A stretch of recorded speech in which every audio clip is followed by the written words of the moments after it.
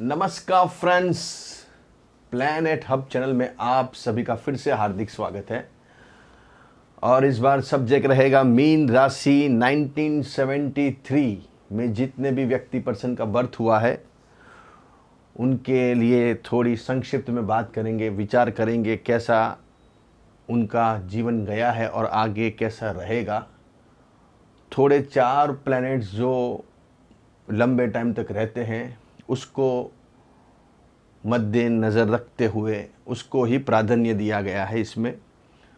और उसके बाद फिर ग्रहों की जो चाल आपके जीवन में रही है उसकी थोड़ी बात करेंगे। क्या फल देते हैं ये 4 जो बड़े प्लैनेट्स हैं। एक है गुरु जो करीबन 12 महीना रहता है, राहु 1.5 साल, केतु 1.5 साल और शनि करीबन 30 महीना 2.5 साल रहता है एक राशि के अंदर। और शनि पूरा 73 में 2 बार चेंज हुए हैं, मतलब एक बार ऑलरेडी वृषभ में थे, आए हुए थे और फिर चेंज हुए 8 जून 1973 को मिथुन में आए हैं। बाकी सभी ग्रह पूरे 1973 में वही के वही रहे हैं। जो गुरु भी मकर में ही रहा है, राहु धन में और केतु भी मिथुन में रहा है। तो यहाँ बात करेंगे 1973 के मीन राशि वाले जो व्यक्ति पर्सन है। सबसे पहले आपकी राशि का जो लॉर्ड्स है उसके बारे में बात करेंगे। राशि का लॉर्ड्स गुरु 11th हाउस में जाके बैठा हुआ है। मैंने बहुत से वीडियो में बताया, जब भी कोई भी ग्रह 11th हाउस में एक्सेप्ट शुक्र को, वीनस को छोड़ के कोई भी प्लैनेट्स 11th हाउस में बहुत बढ़िया फल देता है। तो यहाँ लग्नेश का 11th हाउस में जाके बैठना एक बहुत बड़ा प्लस पॉइंट आपका बन गया है। लेकिन वो लग्नेश कैसे बैठे हुए हैं, कौन सी राशि में बैठे हुए, उसके ऊपर भी विचार किया जाएगा। तो लग्नेश बैठे हैं शनि की राशि में और वो नीच की राशि होती है। यहाँ मकर राशि नीच की गिनी जाती है। जिसका भी गुरु 73 का बर्थ है, करीबन ये जनवरी एंड के बाद मकर में गुरु आ गए थे, लेकिन जनवरी तक राहु और गुरु साथ में यहाँ बैठे थे। तो यहाँ जनवरी के बाद 73 जनवरी एंड के बाद गुरु मकर में आ गए हैं। तो गुरु मकर में आते ही नीच के हो गए। यहाँ नीच के गुरु कैसा फल देंगे? सबसे पहले आप कितना भी काम करके लोगे, कितना भी लोगों के प्रति अच्छा भाव रखोगे, लेकिन जो आपकी वैल्यू होनी चाहिए वो वैल्यू नहीं होगी, आपकी कीमत नहीं होगी। आप समझोगे हमने सब चीज़ कर लिया, सब हिसाब से काम कर लिया, जैसा सामने वाले को चाहिए थे उस हिसाब से किया, मेरे व्यवहार में कोई कमी नहीं रहती है, हर तरीके से हम फ्लेक्सिबल, हर तरीके से हम उनके हिसाब से चलने वाले रहते हैं, सामने वाले के हिसाब से, फिर भी हमारी वैल्यू क्यों नहीं होती है?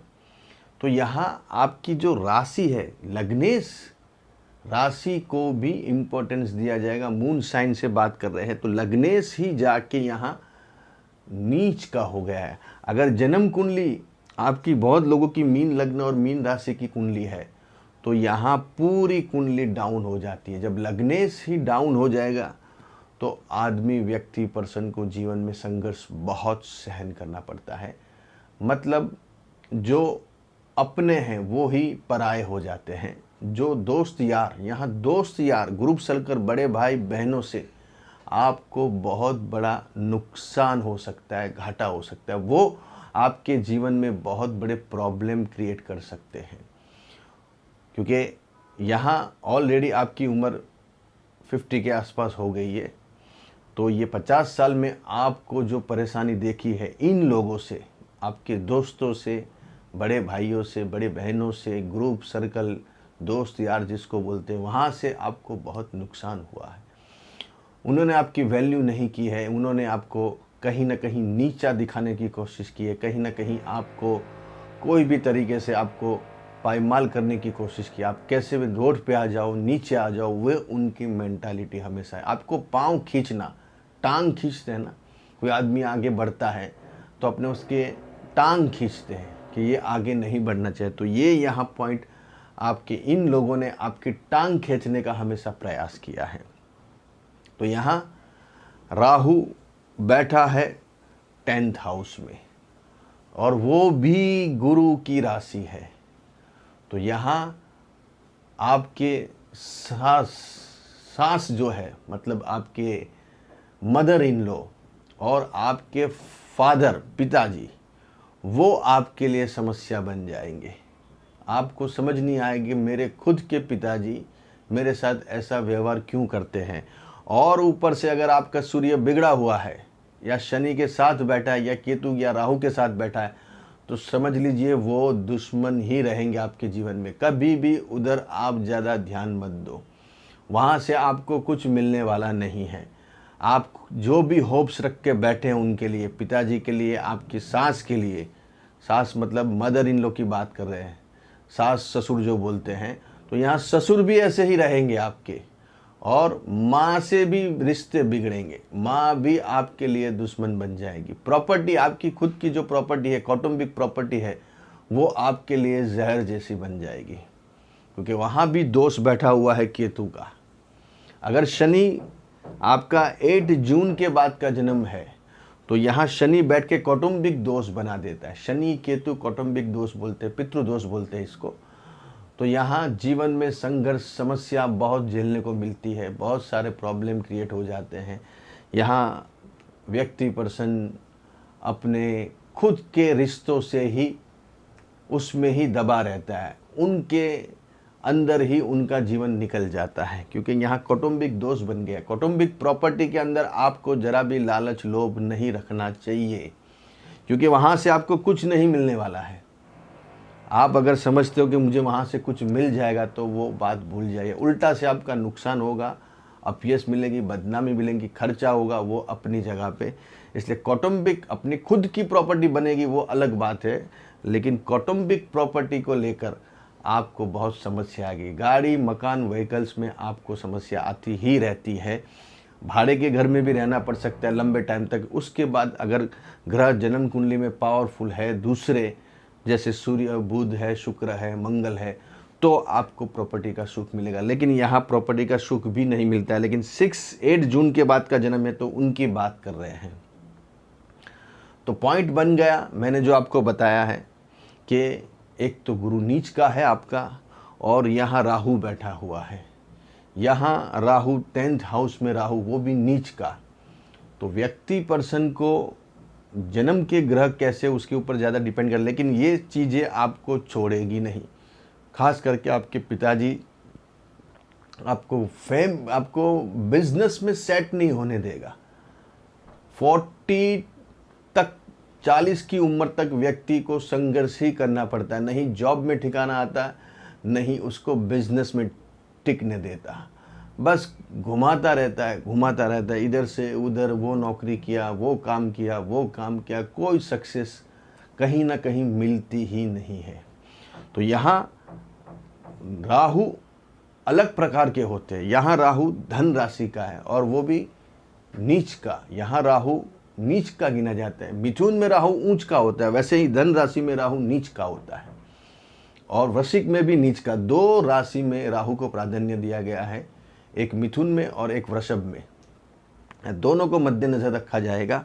तो यहाँ राहु नीच का हो गया, तो आपको कोई ऐसी चीज़ में भी डाल सकता है जहाँ आपको बदनामी, अपयश मिल सकता है। ऐसे कोई चीज़ में आपको फंसा सकता है जो आपको लगेगा, कोई लोभ लालच में आके आप वो चीज़ करने गए और उसमें आपको बहुत बड़ा अपयश मिला, बदनामी मिला, आपको जीवन में बहुत संघर्ष देखना पड़ा। 2020 आपके लिए बहुत ही कठिनमय गया। 2020 की बात कर रहा हूँ, 2020 पूरा और 21 का आधा पूरा संघर्षमय जीवन गया आपका। आपको कोई अपयश, बदनामी, रुपयों से आपको कोई बदनामी मिल गई, अपयश मिल गया।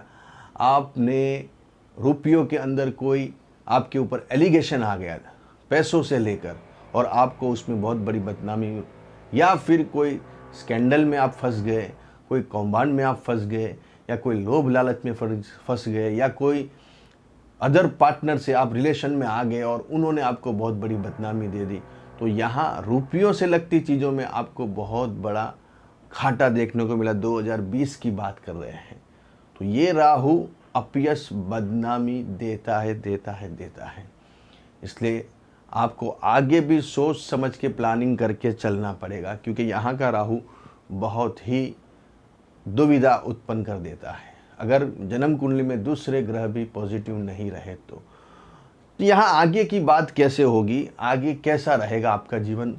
आगे गुरु यहाँ ऑलरेडी अभी चल रहे हैं। जैसे मेष में गुरु आएंगे तो काफ़ी आपको राहत होगी। अभी भी गुरु जब मार्गी होंगे तो कहीं ना कहीं आपका काम बनता हुआ आपको नज़र आएगा। लेकिन जब मेष में आएंगे और गुरु की यहाँ नवम नज़र 10th हाउस पे गिरेगी, तब जाके आपकी कुंडली में ये पॉइंट ख़त्म होगा और फिर आपका बिजनेस, जॉब आपको जो मिलनी चाहिए कायम का, अभी भी आपको एक काम किया ये छोड़ा, वो काम किया वो छोड़ा, काम में स्टेबिलिटी नहीं है। चाहे वो जॉब कर रहे हो, चाहे वो आप बिजनेस कर रहे हो, कोई भी काम कर रहे हो, लेकिन जॉब में जो स्टेबिलिटी चाहिए वो आपको अभी भी नहीं मिली है। काम लगता है कि हम सीख रहे हैं या हमको सिखाया जा रहा है। इतना उम्र होने के बाद भी हम अभी भी वही चीज़ कर रहे हैं। इसलिए अभी भी ये कुंडली में दोष चालू है। जब गुरु यहाँ मार्गी होंगे तब आपको 50% राहत होगी, और जब मेष में गुरु यहाँ 2nd हाउस में आएंगे तब जाके आपको 100% जॉब से लगती चीज़ों में, रुपयों से लगती चीज़ों में, कामकाज से लगती चीज़ों में, बिजनेस में आपको काफ़ी शांति महसूस होगी। अगर बुध आपका बिगड़ा हुआ है तो आपको नुकसान पहुंचा सकता है। गुरु एक पॉजिटिव नज़र यहाँ पड़ रही है ऊंच की, तो संतान हमेशा आपके फेवर में रहेगी। कुछ भी हो जाए, कैसे भी हो जाए, लेकिन जो संतान है वो आपकी बहुत बेहतरीन है। संतान से आपको आज नहीं न कल बहुत बड़ा फ़ायदा, इनसे आपको सपोर्ट मिलेगा।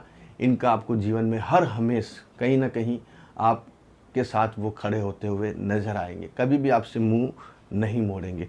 हालांकि गुरु नीच का है, लेकिन उसकी नज़र जो है वो ऊंच की पड़ रही है कर्क राशि के ऊपर। इसलिए जीवन में कोई अचानक कोई धन लाभ भी आपको मिलेगा। अगर नहीं मिला हुआ है तो आगे मिलने की पूरी संभावना ग्रह गोचर निर्देश कर रहे हैं। ऐसे और के वीडियो लेके आऊँगा, तब तक के लिए नमस्कार।